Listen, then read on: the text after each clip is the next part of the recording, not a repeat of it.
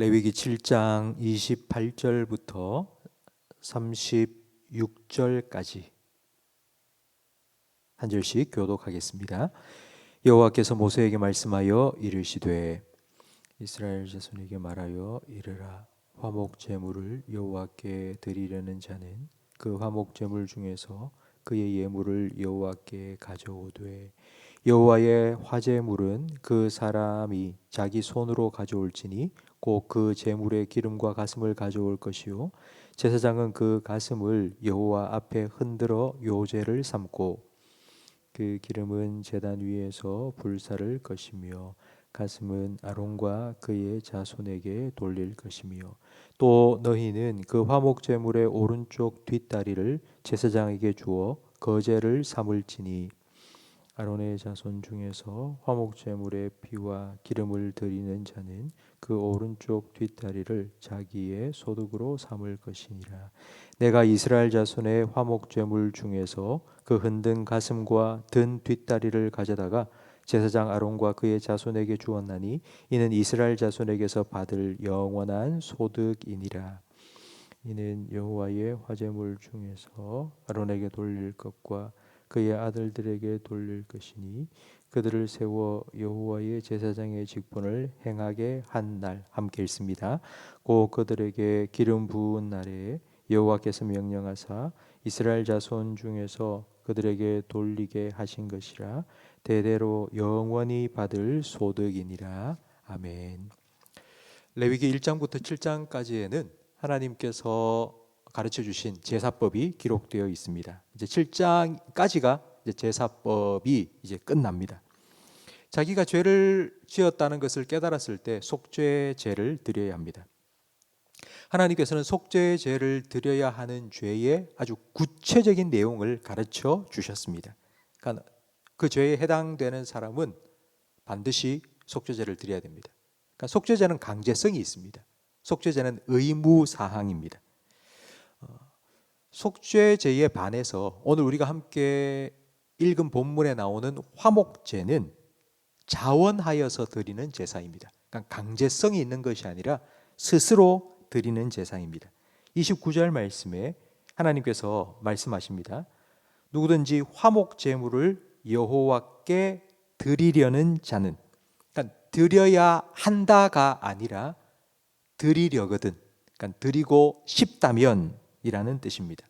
30절 말씀에 여호와의 화제물은 그 사람이 자기 손으로 가져올지니, 그러니까 자원해서 하나님께 화목제물을 드리라는 의미입니다.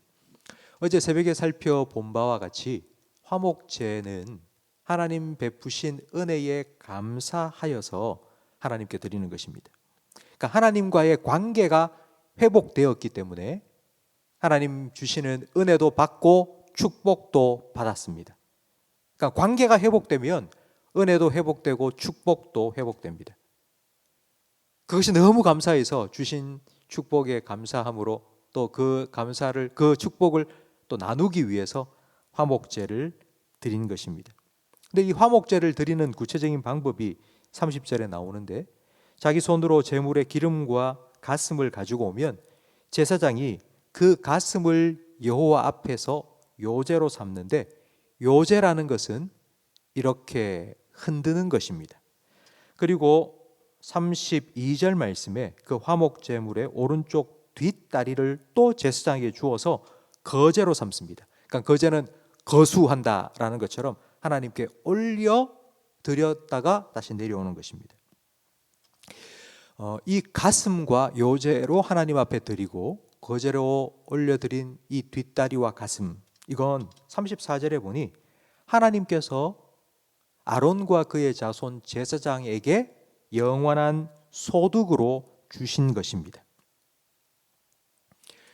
제사를, 화목제를 드릴 때에 제사를 드리는 사람이 아예 처음부터 그걸 딱 떼놓고 그냥 바로 제사를, 화목제를 드리면 되지, 왜 굳이 그걸 제사장에게 주어서 요제로 삼고 거제로 삼아서 그걸 제사장에게 또 주라고 했을까요? 좀 번거롭지 않습니까? 그 이유는 사람이 주는 게 아니라 하나님께서 주신다는 것을 의미하기 하기 때문입니다. 화목 제물뿐만 아니라 속죄 제물도 제사장이 먹었습니다. 근데 이 속죄 제물은 배가 부르든지 배탈이 났든지 상관없이 무조건 먹어야 합니다. 좋든 싫든 먹어야 하는 이 속죄 제물은 제사장에게 주신 소득이 아니라 반드시 해야 되는 의무요 책임이었습니다. 그래서 하나님께서는 이런 의무, 이런 책임 그것만 맡기신 것이 아니라 화목 제물의 한 부분을 영원한 소득으로 주신 것입니다. 그 화목 제물은 기쁨으로 감사함으로 하나님께 드렸기 때문입니다. 하나님 베푸신 은혜와 축복에 감사하며 기쁨으로 자원하여 화목제를 드릴 때에 그 중에 가슴과 뒷다리는 하나님께서 받으시고 그걸 다시 제사장에게 주어 영원한 소득이 되게 하셨습니다. 성도 여러분, 오늘 본문 말씀 속에서 화목제는 나눔인데 하나님께서 주신 은혜와 축복을 사람들과 함께 나누는 것인데 나눔의 원리를 깨달을 수 있습니다. 나눔은 내 것을 나누는 것이 아닙니다. 하나님께서 주신 것을 나누는 것입니다. 내 것이라 생각하면 아깝습니다. 선뜻 나눌 수 없습니다. 그러나 내 것이 아니라 하나님께서 주신 것이라는 것을 깨닫게 되면 거기서부터 나눔이 시작됩니다. 의무가 아니고 책임이 아니고 기쁨으로 자원함으로 나눌 수 있습니다. 이렇게 기쁨으로 자원하는 마음으로 나누면 받는 사람도 부담이 아니라 감사함으로 받을 수 있습니다. 우리 교회에는 25개의 자매교회가 있습니다. 전도회에서 전도회비를 내서 자매교회를 돕는 그런 교회들이 25개가 있는데요. 그러니까 전도회장님들이 제가 금방 말한 것처럼 우리가 돕는, 우리 전도회에서 돕는 교회라고 말씀을 표현을 하셨습니다. 그래서 제가 그때마다 돕는다고 하지 말고 섬긴다고 표현을 바꾸셨으면 좋겠습니다. 우리가 돕는 교회 말고 우리가 섬기는 교회라고 말씀해 주세요 라고 제가 말씀드립니다. 돕는다 하면 뭔가가 많이 가진 사람, 높은 사람이 마치 아래에 있는 사람을 도와주는 것 같은 그런 어감이 들기 때문입니다.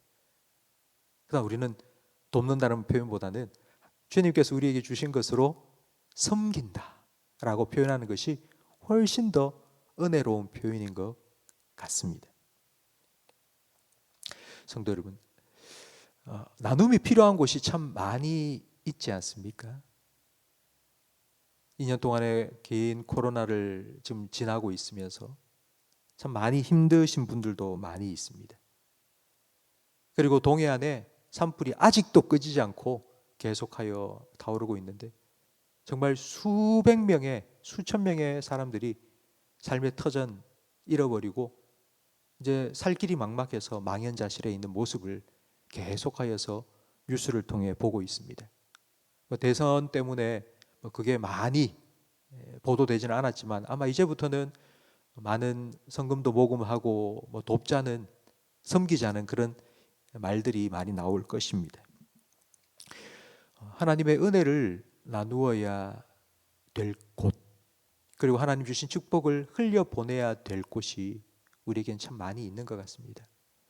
하나님께서는 아브라함을 부르실 때도 그리고 우리를 부를 때도 축복의 통로가 되라고 불러주셨습니다.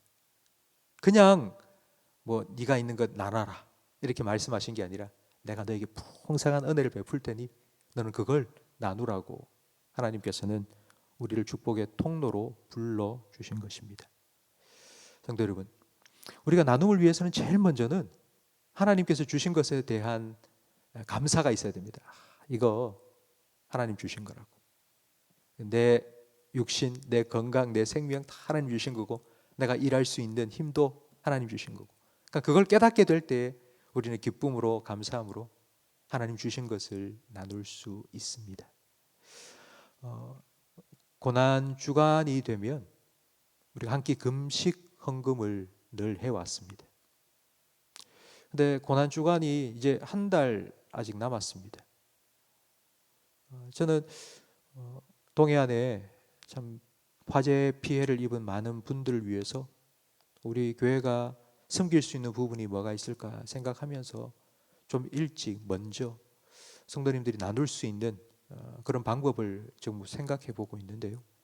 성도님들 교회에서 우리 함께 섬기자라고 말씀드릴 때 함께 동참해 주십시오.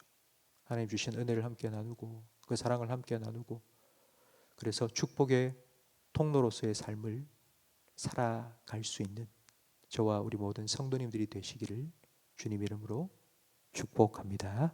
기도하겠습니다.